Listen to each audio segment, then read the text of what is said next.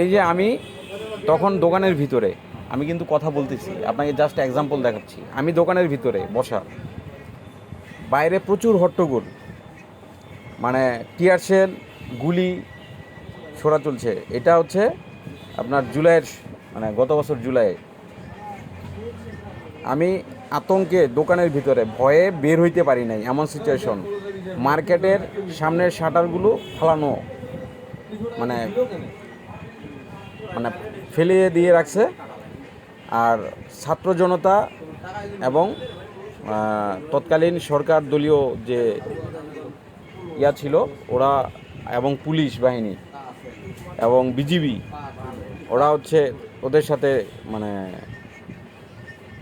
গোলাগুলি চলতেছিল। হ্যাঁ, একটা সংঘর্ষ হচ্ছে। এই যে মনে করেন আমি এইটুকুই করলাম।